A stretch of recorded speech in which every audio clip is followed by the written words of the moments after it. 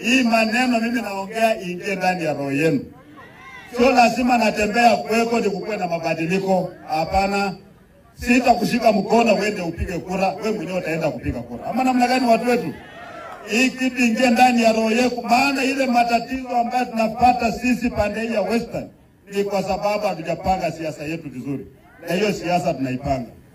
Wakati mzee Raila ameingia kwa serikali, Raila ni kiongozi yangu wa Azimio. Wakati wameongea na rais akaingia kwa serikali, mnamsikia Mudavadi. Yenyewe mnasikia mambo ya Mudavadi tena? Walikuwa wanatuambia yeye namba 3, yeye saa hizi amekuwa namba 5, hayuko onekani. Kwa sababu Raila ameingia kwa serikali na jamii yake akaingia pale akagawa serikali katikati, nusu ya Rais Ruto ingine ni yake kwa sababu ya nguvu ya kuwa na jamii.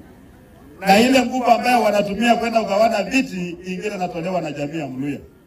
Sasa sisi tumesema ile meza ambayo mambo yanapangwa kule Nairobi hatupitii kwa mkono ya mtu mwingine. Sisi wenyewe tunaenda kwa hiyo meza direct. Hapo ina kama kutoka liwani. Kuna makosa hapo kweli? Sasa watu wananiuliza nini? Habanji makosa nani?